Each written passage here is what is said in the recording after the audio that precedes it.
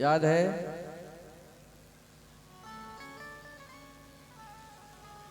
धुंधकारी अब फ्री हो गया था, अब उसे किसी की डर नहीं थी। अब वो वेश्याओं के यहाँ नहीं जाता था, वेश्याओं को ही घर में लाया। वो भी एक नहीं, दो नहीं, तीन नहीं, चार नहीं, पांच पांच वेश्याओं को घर में लाया। अब पांच आई तो फिर पांचों की अपनी अपनी जरूरतें, अपनी अपनी फरमाइशें, अपनी अपनी मांगे, अपने अपने शौक। धुंधकारी ने सोचा ऐसे तो बात नहीं बनेगी, कमाता तो मैं हूं नहीं और इनका खर्चा बड़ा है। तो उसने एक दिन क्या किया, मन में सोचा कि मुझे कुछ बड़ा करना पड़ेगा। तो रात में उसने प्रोग्राम बनाया और राजा के घर में चोरी के इरादे से गया। और कहते जो होनी होती है वो टलती नहीं है, होनी होके रहती है। होनी होनी थी, इसलिए वो राजा के खजाने तक पहुंच गया और कोई सिपाही पहरेदार मिला ही नहीं, टोका ही नहीं, रोका ही नहीं। सो वो चोरी करने में सफल रहा। और जब खजाने में पहुंचा था वो भी राजा के, तो हीरे जवाहरात, मोती, पन्ना, माणिक, सोना, चांदी, जो कुछ भी उसके हाथ लगा उसने एक गट्ठर में बांधा, सिर पर रखा और फिर अपने घर को आया। और उसने शराब भी पी रखी थी, ला करके वो गट्ठर रख दिया। बोला लो, अब जिंदगी में तुम्हें कभी परेशान होने की जरूरत नहीं पड़ेगी, हमारे पास इतना धन होगा कि हम ऐश की जिंदगी जिएंगे। पीने के बाद लोग बहक जाते हैं, कुछ का कुछ बोलते हैं। अब उसे ये नहीं पता था कि राजा के यहाँ से चोरी करके आया हूं तो कल पकड़ा जाऊंगा, वो तो सो गया। वेश्याओं ने जब धन देखा तो वो पागल हो गई कि इतना सारा धन। उन्होंने कहा कि देखो, ये जहां से भी चोरी करके लाया, किसी साधारण व्यक्ति के यहाँ से तो लाया नहीं इतना धन, निश्चित इसने राजा के यहाँ चोरी करी। सो राजा के सिपाही चोर को ढूंढेंगे भी, घर घर की तलाशी होगी, पूरी नगर में बात फैलेगी। इसकी आदत, इसका नेचर, इसका कैरेक्टर, इसका कैडर सब जानते हैं, तो यहाँ भी पुलिस आएगी, इसकी भी तलाशी हमारे घर की भी होगी, ये पकड़ा जरूर जाएगा। और अगर ये पकड़ा जाएगा तो बचने वाले हम भी नहीं हैं। बोले फिर हमें क्या करना चाहिए? उन्होंने कहा देखो, धन को बांट लो पांचों आपस में और इसे मार डालो।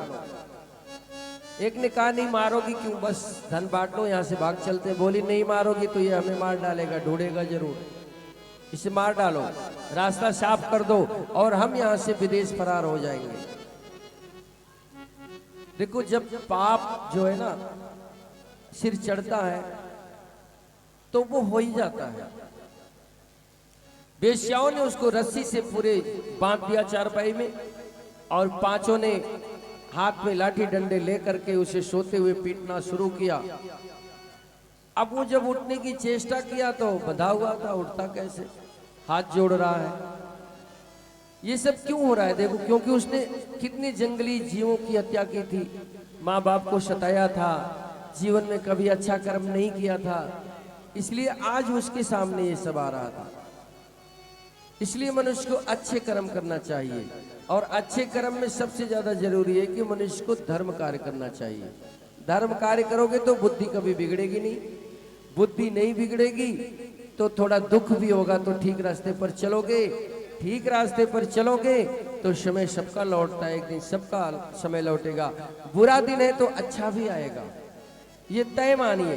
कभी बुरा कर्म मत करिए, सोचिए भी मत। जीवन में अगर ठीक चलना है तो परीक्षा हो रही होने दो, लेकिन कोई बुरा कर्म मत करिए। आपका कुछ नहीं बिगड़ेगा, समय आने पर सब कुछ ठीक हो जाएगा। धुंधकारी हट्टा कट्टा था, मारने से नहीं मर रहा था, बहुत मारा उन्होंने, नहीं मरा।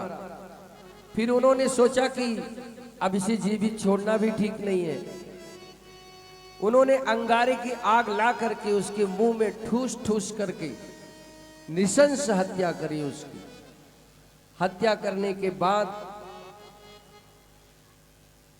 भागवत में तो ऐसा वर्णन है कि उन्होंने 2-4 दिन लाश को घर में ही छुपा दिया, और जब कोई पूछता था तो बोलती थी कि बाहर गया है, कमाने गया है। लेकिन सार ये है कि जब उसकी हत्या उन्होंने करी दी तो धन धेला बांट करके उन्होंने वो सब अपने फरार हो गई, और ये प्रेत बन गया, धुंधकारी प्रेत बन गया। क्योंकि अकाल मृत्यु से प्रेत योनि में जाने का डर रहता है। अच्छा, प्रेत योनि है क्या? इसमें कहते हैं शरीर नहीं मिलता है। शरीर नहीं मिलता है तो कोई इंद्री नहीं होती, इंद्री नहीं होती है तो फिर तृप्ति आत्मा की कैसे हो? अगर भूख लगेगी, मुख नहीं होगा तो भोजन कैसे करेगी आत्मा? पेट नहीं होगा तो भोजन पचेगा कैसे? ये सब समस्याएं होती है। आत्मा भटकती रहती बहुत वर्षों तक। इसी से प्रेत योनि में बहुत पीड़ा होती है। प्रेत क्यों किसी मनुष्य के शरीर को पकड़ता है? उसको लगता है कि इसके शरीर के द्वारा मैं कुछ भोग पाऊं, खाऊं, इसीलिए प्रेत लगता है। भूत प्रेत झूठे नहीं है। पहले मैं नहीं मानता था, लेकिन अब मैं मानता हूं। क्यों? क्योंकि रामायण में, भागवत में जगह जगह इसका वर्णन है, तो इसका मतलब प्रेत योनि है। एक और बात से ये बात सिद्ध होती है कि प्रेत योनि है कि ये जो हमारी आत्मा है ये अजर अमर है।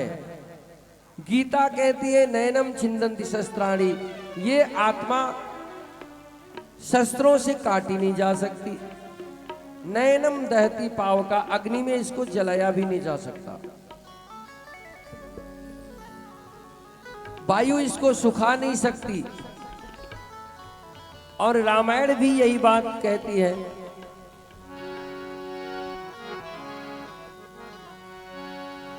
रामायण में गोस्वामी जी महाराज इसी बात को प्रूफ कर रहे हैं। वो कहते हैं ईश्वर अंश जीव अविनाशी,